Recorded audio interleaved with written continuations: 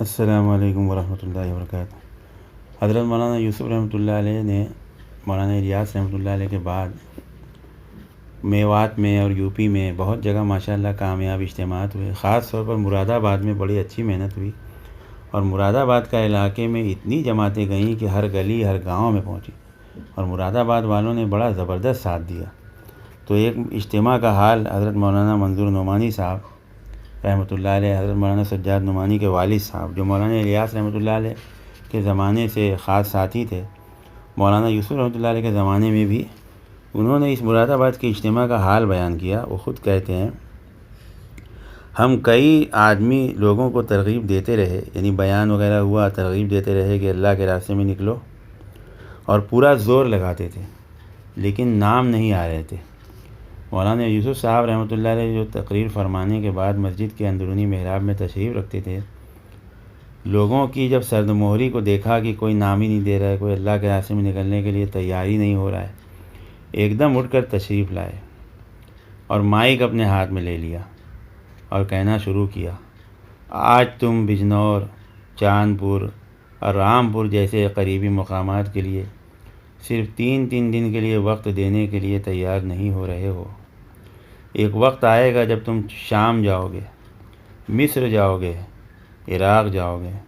اس وقت کام کا رواج ہو چکا ہوگا، اس لیے اجر گھٹ جائے گا۔ چونکہ یہ اجتماع بالکل پہلا اور اپنے طرز کا نیا تھا، لوگ نکلنے کے عادی نہ تھے، اس لیے مولانا کے یہ الفاظ حیرت کا باعث بنے، اور ہم لوگوں نے سوچا کہ مولانا کیا فرما رہے ہیں، ابھی تو قریب کے علاقے میں نکلنے کے لیے لوگ تیار نہیں ہوئے۔ مگر تھوڑے ہی دیر میں اللہ کی شان ایسی ہوئی کہ سب سے پہلی جماعت عرب ممالک میں اور ان علاقوں میں مراد آباد سے ہی نکلی۔ مولانا محمد یوسف صاحب رحمۃ اللہ علیہ کو اپنے مشائخ اور بزرگوں سے بہت تعلق تھا، اس لیے جب بھی سفر کرتے تو دیوبند ضرور جاتے۔ حضرت مولانا حسین احمد مدنی رحمۃ اللہ علیہ جو بہت جماعتی علماء ہند کے بھی وہ مین بنانے والے ہیں، اور ہندوستان کی آزادی میں جن کا بہت بڑا رول ہے، جنہوں نے مسجد نبوی کے سامنے، مسجد نبوی میں کافی دنوں تک حدیث کا درس بھی دیا۔ تو مولانا حسین احمد مدنی صاحب رحمۃ اللہ علیہ جس وقت دیوبند میں رہتے تھے، دیوبند میں، ان سے مولانا یوسف رحمۃ اللہ علیہ کو بڑا تعلق تھا، خاص تعلق تھا۔ ان کی خدمت میں حاضری اپنے لیے فخر کا باعث سمجھتے تھے، اس لیے سہارنپور جب بھی جاتے اور سہارنپور سے واپس ہوتے تو تھوڑی دیر کے لیے دیوبند ضرور جاتے، اور وہاں مولانا مدنی رحمۃ اللہ علیہ سے ضرور ملتے، اور کبھی کبھی ایک شب کے لیے قیام بھی کرتے۔ مولانا الیاس رحمۃ اللہ علیہ کے جانے کے بعد 64 ہجری میں، یعنی مولانا الیاس رحمۃ اللہ علیہ آزادی کے پہلے کی بات ہے، 64 ہجری سمجھو یعنی 1943 ہوگا۔ تو پہلا رمضان جب آیا تو سب کو خط لکھا گیا، سارے لوگوں کو بلایا گیا، علماء کو اور پرانے ساتھیوں کو، اور کام کی ترغیب دی مولانا یوسف رحمۃ اللہ علیہ نے کہ کام رمضان میں محنت کو اور بڑھانا ہے، لوگوں کے دل نرم ہوتے ہیں، لہذا اس محنت میں اپنے آپ کو لگانا، یہ رمضان المبارک سے دعوت والے کام کی بڑی اہمیت کو بتاتے تھے۔ اور سارے عالم کے اندر، سارے ہندوستان میں خطوط بھی لکھا جاتا تھا مرکز میں کہ اپنے اپنے علاقے میں رمضان المبارک میں دعوت کے کام کو بڑھائیں اور قربانی دیں، اور زیادہ سے زیادہ نکلیں اور عوام پر محنت کریں، کیونکہ لوگوں کے دل نرم ہوتے ہیں، اس وقت میں لوگ اللہ کی طرف متوجہ ہو جاتے ہیں، گناہوں کو چھوڑ دیتے ہیں، لہذا ان کو رمضان میں ترغیب دی جائے کہ وہ ہمیشہ فکر کریں۔ مولانا محمد یوسف صاحب رحمۃ اللہ علیہ کے دینی کارناموں میں ایک بہت بڑا کارنامہ یہ بھی تھا کہ ابتدائی عہد سے بیرونی ممالک میں تبلیغی کام شروع ہو گیا، باہر ملکوں میں کام شروع ہوا۔ وہ حضرات جنہوں نے مولانا یوسف رحمۃ اللہ علیہ کی صحبت بابرکت میں وقت گزارا تھا اور مولانا کی تقریر سنی تھی، انہوں نے اس کام کی داغ بیل ڈالی، اور بعد میں وہ کام مختلف ملکوں میں پھیلا۔ مولانا یوسف رحمۃ اللہ علیہ نے جب اس کام کی قیادت سنبھالی، اس وقت سے اپنے ساتھیوں، عقیدت مندوں کو باہر جانے اور غیر ممالک میں پھیل جانے کی دعوت دی۔ ابتدا میں مراد آباد کے اجتماع میں اس کی ابتدا تو مراد آباد کے اجتماع میں ہوئی۔ حضرت مولانا محمد الیاس صاحب رحمۃ اللہ علیہ سے تعلق رکھنے والوں میں کئی ایسے اہل علم اور مغربی علوم سے واقف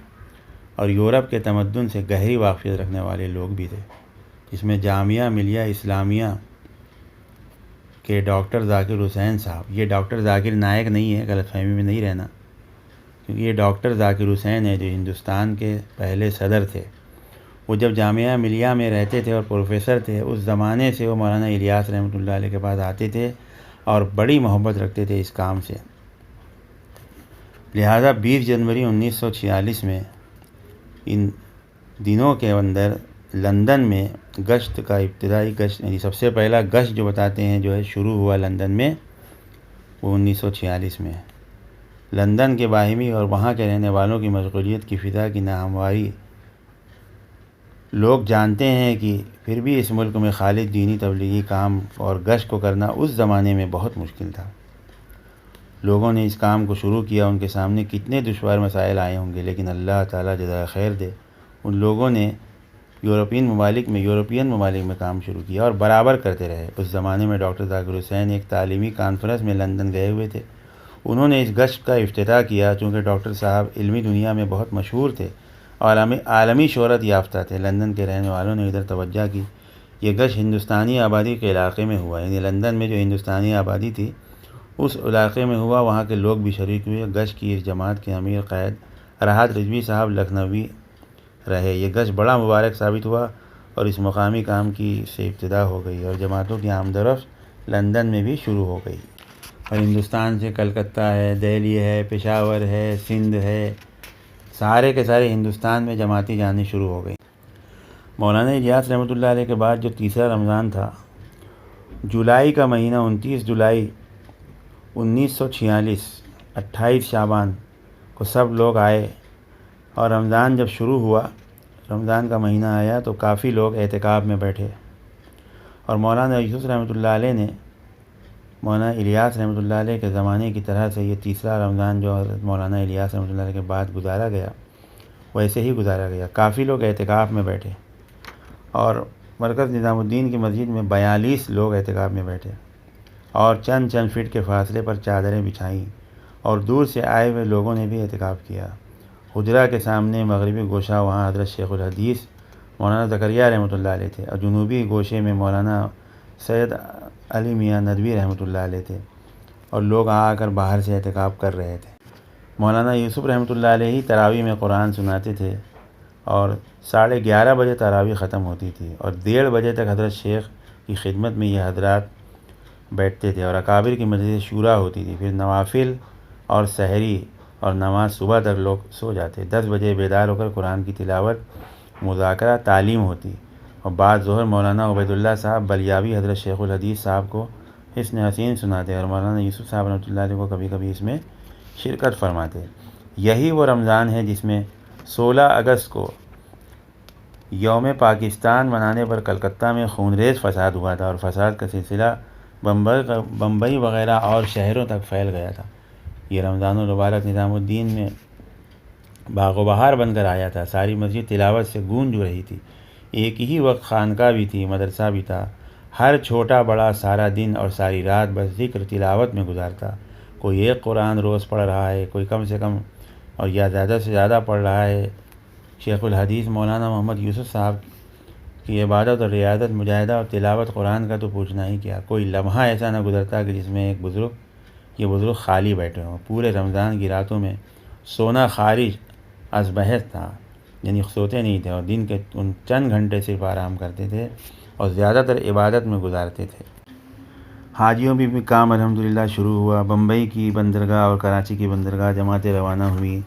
اور لوگ جو ہے بحری جہاز سے جاتے تھے، لہذا وہاں جو ہے حضرت مولانا ابو الحسن علی ندوی رحمۃ اللہ علیہ اس زمانے میں حج کو تشریف لے گئے، اور مولانا محمد یوسف صاحب نے بھی اس حج کی تحریک کی تھی کہ ان کے ذریعے حجاز والوں میں کام کی بنیاد پڑے۔ لہذا مولانا ابو الحسن علی ندوی رحمۃ اللہ علیہ سفر میں بسلسلہ تبلیغ، یعنی دعوت کے کام کی وجہ سے جو ہے دعوت کے کام کے لیے جو ہے وہ حج کو گئے، اور 5 شعبان 66 ہجری کو روانہ ہوئے۔ اس کے بعد ہی مولانا یوسف صاحب 7 شعبان کو ہوائی جہاز کے ذریعے کراچی گئے، اور وہاں بھی جو ہے 9 دن قیام کیا۔ اس درمیان مختلف مقامات پر اجتماع ہوئے، حاجی کیمپوں میں اجتماعات ہوئے۔ مولانا ان اجتماعات میں برابر بیان کرتے رہے۔ تبلیغی جماعتوں کی روانگی اور دعوت کا کام حجاز میں مکہ مدینہ میں کرنے کا طریقہ بھی وہاں بتاتے تھے۔ حضرت نظام الدین میں مولانا منظور نعمانی صاحب، مولانا ابوالحسن ندوی صاحب 1947 کا رمضان 27 رمضان کی شب میں، جب 15 اگست 1947 کی تاریخ تھی، ملک تقسیم ہو گیا، اور اس سے ایک سال پہلے بہت بڑا کلکتہ میں سیاہ دن منایا گیا تھا، جس سے ہولناک فساد ہو گیا تھا۔ کلکتہ کے فساد کے بعد مشرقی پنجاب، الور، بھرت پور کی دیہاتوں میں بھی فسادات ہوئے، جن کی وجہ سے بہت سارے مسلمان وہ دہلی کی طرف آ گئے، اور جامع مسجد دہلی کے سامنے ایک میدان جو ہے بہت بڑا سا، اس میں وہ رکے، وہ پناہ گزین تھے، وہ سب کچھ اپنا چھوڑ کر آئے تھے۔ وہ سارے پناہ گزین جو پڑوس ملک جانا چاہتے تھے، پاکستان کی طرف جانا چاہتے تھے، وہ بھی، جو اجڑ کر آ گئے تھے وہ بھی، ان لوگوں کا، پناہ گزین جو اپنا سب کچھ چھوڑ کر آئے تھے، اس کا اثر حضرت مولانا یوسف رحمۃ اللہ علیہ کے دل دماغ پر بہت پڑا، اور مولانا کے نزدیک ان پناہ گزینوں کی اس وقت کی سب سے بڑی ضرورت یہ تھی کہ ان کو کلمہ نماز سے بھی واقفیت ہو، ان کے اندر ہمت بندھے اور اللہ تعالیٰ کی یاد کی کیفیت پیدا ہو۔ مولانا کے نزدیک یہ فساد اس فساد سے اور مصیبت حقیقت اللہ کی عذاب خداوندی تھا، جس کو دور کرنے کا صرف یہ طریقہ ہے کہ اللہ کی طرف رجوع ہو جایا جائے۔ اس کے علاوہ ان کے ظاہری آرام اور راحت کی بھی فکر ہو، ان کے کھانے پینے کی بھی فکر ہو، اور ان کے ظاہری ضروریات کی بھی فکر کرنے کے لیے مختلف جماعتیں بھی بنائی گئی، انجمنیں خدمت انجام دیتی تھی۔ ان جماعتوں کے علاوہ وہ حضرات جو اس وقت دہلی میں اچھے عہدوں پر فائز تھے اور ان کا تعلق تبلیغی دعوت کے کام سے تھا، وہ دوسری کھانے پینے کی ضروریات، لباس کی ضروریات، اور ان کی جو ضروریات تھی غذا، لباس وغیرہ کا انتظام بھی کرتے تھے، لیکن مولانا اس مصیبت کے حقیقی اسباب پر نظر رکھے ہوئے تھے، ان میں تبلیغی کام پر بھی زور دیتے تھے اور مدد کے لیے بھی کہتے تھے۔ یہ کیفیات ان پر اتنی زیادہ طاری تھی کہ انہوں نے یعنی مولانا یوسف رحمۃ اللہ علیہ نے کئی بزرگوں کا اعتکاف توڑوا دیا، اور کہا کہ آپ اپنی برادری کو دہلی میں جو پھیلی ہوئی ان مصیبت زدہ لوگوں میں کام کرنے پر آمادہ کیجیے۔ مولانا بڑے زور و قوت سے فرماتے، اس وقت ان کے دل ٹوٹے ہوئے ہیں، آپ کے کام کرنے سے ان کے دل اللہ کی طرف متوجہ ہو جائیں گے۔ مولانا کے حکم پر جماعتیں ان پناہ گزینوں میں پہنچ کر کام کرنا شروع کر دیا، اپنی جان جوخم میں ڈال کر وہاں پہنچے۔ کرفیو لگا ہوا رہتا تھا، فوج کا سخت پہرا رہتا، اور تبلیغی جماعت نے مچھلی والوں کی مسجد میں، جو جامع مسجد کے سامنے والے میدان کے جنوبی حصے میں پڑاؤ ڈالا، اور میدان میں جانا دشوار تھا، لیکن موقع پا کر تیزی سے اس میدان میں جاتے، پناہ گزینوں میں کام کرتے۔ پہلے یہ پناہ گزین مچھلی والوں کی مسجد میں پڑے تھے، ان کی کثرت اور مصیبت کی وجہ سے مسجد کی صفائی انتظام میں دقت ہوتی تھی۔ مسجد میں آنے جانے والوں میں بہت سی طبیعت کے لوگ تھے، جو ان پناہ گزینوں کی بے ترتیب زندگی اور ان کی وجہ سے گندگی سے ناک بھوں چڑھاتے تھے، اور ان کو اس طرح رہنے اور گھریلو انداز سے سو جانے سے منع کرتے تھے، مگر وہ لوگ کمزور تھے، مجبور تھے۔ نتیجہ یہ ہوا کہ مسجد کے انتظام کرنے والوں نے انہیں مسجد سے نکال دیا اور سامنے والے میدان میں انہیں جانے پر مجبور کر دیا۔ اب سامنے میدان کے نیچے بارش دھوپ میں زندگی گزارنے لگے۔ ان کی حالت نہایت زیادہ پستہ حالی میں ہو گئی،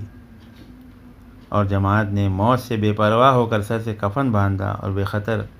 ان میں کام کرنا شروع کیا، اور ان کی ہر طرح کی مدد کی جماعتوں نے۔ رمضان کا مہینہ تھا، جماعتوں کا یہ حال تھا کہ دن کو روزہ رکھے ہوئے میلوں پیدل چلتی، اور افطار کا وقت ہو جاتا تو ایک دانہ بھی ان کے پاس نہیں ہوتا تھا اس سے افطار کریں، مگر مصیبت زدہ کی مصیبت کا احساس اتنا غالب ہو چکا تھا کہ پناہ گزین اور کمزور مجبوروں کی مصیبت کا ایسا احساس تھا کہ بھوک پیاس سے اور روزے سے بے پرواہ ہو گئے، اور ایک علاقے سے دوسرے علاقے تک پیدل چل کر گھنٹوں مسلسل ان پناہ گزینوں میں تبلیغی کام کرتے، ان کو مسلمان ہونے کا احساس دلاتے اور خلاف اسلام باتوں سے روکتے، اور ان کی ضرورت کو پورا کرنے کی کوشش کرتے۔ جماعتیں پیدل اس لیے زیادہ تر چلتی کہ اس وقت چلانے والے اکثر غیر مسلم شرणार्थी ہوتے تھے جو کھلے طور پر مسلمان کے نظر آنے والوں کو اپنی سواریوں پر بٹھانے سے بھی راضی نہیں ہوتے تھے۔ یہ حال صرف جماعتوں کا نہ تھا، مولانا یوسف صاحب رحمۃ اللہ علیہ بھی اس بے قراری بے تابی کے ساتھ ان میں پھرتے، ان میں خود جا کر گشت کرتے، اور پرانے کارکن جو اس زمانے میں پناہ گزینوں کے اندر باوجود اپنی معذوری اور کمزوری کے ہونے کی وجہ سے کام کر رہے تھے، سینکڑوں تندرست توانا نوجوان ہمت لوگوں کے لیے باعث فخر بنے ہوئے تھے۔ بڑی بڑی عمر کے بزرگ لوگ، بڑی عمر کے اللہ والے لوگ، مولانا یوسف رحمۃ اللہ علیہ خود جو ہے پیدل چلتے اور چل رہے ہیں، اور مولانا یوسف رحمۃ اللہ علیہ کا حال تو یہ تھا کہ پناہ گزینوں میں دوڑتے رہتے، ان کو اپنے تن بدن کا ہوش نہ تھا، پیروں میں چھالے مولانا کو پڑ گئے، پیدل سوار جیسے بن پڑتا پہنچتے، در بدر پھرتے اور ان کو جمع کر کے مولانا یوسف رحمۃ اللہ علیہ تقریریں کرتے اور ان کی ہمت بندھاتے، ایمان توکل کا سبق دیتے۔ اس پوری مدت میں حضرت مولانا کو بھوک اور پیاس کا ذرا بھی احساس نہ تھا۔ تقسیم کی رات، چونکہ مولانا یوسف صاحب اپنے گھر میں قرآن شریف سنا رہے تھے، تراویح مطلب قرآن شریف گھر میں سنا رہے تھے، باہر مسجد میں تراویح کے بعد 12 بجے کے قریب جبکہ تقسیم کا اعلان ہونے والا تھا، اہل مرکز متوجہ ہو کر اللہ کے حضور دعائیں مانگ رہے تھے۔ سارے اہل مرکز جمع ہوئے اور مولانا منظور صاحب نعمانی نے اپنے خاص انداز میں دعا کرنی شروع کی اور خوب رو رو کر دعا کی اور خوب روئے، اور سارے حاضرین جن کے دل شکستہ ٹوٹے ہوئے تھے بہت زیادہ روئے، اور مولانا منظور نعمانی صاحب نے اس سے پہلے اللہم مالک الملک تؤتی الملک من تشاء وتنزع الملک ممن تشاء وتعز من تشاء وتذل من تشاء بیدک الخیر انک علی کل شیء قدیر پڑھا۔ یہ آیت پڑھی اور اس سے انہوں نے بیان شروع کیا۔ عید کا دن آیا، دہلی اطراف میں فساد شروع ہوا، راستے بند ہو گئے، اب فساد کشت و خون شہر میں ہونے لگا۔ مولانا اس وقت صرف پناہ گزینوں میں کام کرنے پر مصر تھے۔ اس سلسلے میں آپ مرکز میں مقیم حضرات کے سامنے برابر خطاب کرتے اور بیان کرتے، اور شہر کے دفاتر میں کام کرنے والے مسلمانوں نے جن کا پہلے سے دعوت کے کام سے تعلق تھا، ہر جمعرات کو مرکز نظام الدین اجتماع میں آتے تھے۔ دن بھر دفاتر میں کام کرتے وہ لوگ، اور شام کو نظام الدین آ جاتے اور رات وہیں گزارتے، پھر صبح ہی اپنے دفتر چلے جاتے۔ ان حضرات کا یہ عمل بڑے عزم ہمت کا تھا۔ راستے بہت خطرناک تھے، کئی بار فسادیوں کی زد میں آئے، ان میں بعض لوگ شہید بھی ہو گئے اور بعض کو جسمانی تکلیف پہنچی، اور مقابلہ میں ہاتھوں کی انگلیاں بھی کٹ گئیں کسی کی، مگر ان کی ہمت میں فرق نہ آیا۔ ان کے عزم نے دوسروں کی ہمت باندھی اور جان ہتھیلی پر رکھ کر اہل مرکز نے ان پناہ گزینوں میں دین کا کام کیا۔ اب پورا شہر فساد کی آگ میں جھلس رہا تھا اور کسی کی عزت مال جان محفوظ نہ تھا، مگر دعوت کے کام کرنے والے حضرات مولانا کی بے قراری سے متاثر ہو کر اس آگ میں کود کر دین کا کام کرتے، اور دہلی سے اجڑنے والے مسلمان ہمایوں کے مقبرے اور عرب سرائے اور نظام الدین کی سڑکوں پر پرانے قلعے میں پناہ گزین تھے۔ میوات کے اجڑنے والے لوگ میواتی جن کا تعلق مرکز سے تھا، نظام الدین میں بسے ہوئے تھے۔ السلام علیکم۔ اس کے بعد کا پارٹ 11 بہت ہی امپورٹنٹ ہے، بہت ہی اہم ہے، وہ ضرور سننا۔ یہ 10واں پارٹ تھا، ٹھیک ہے۔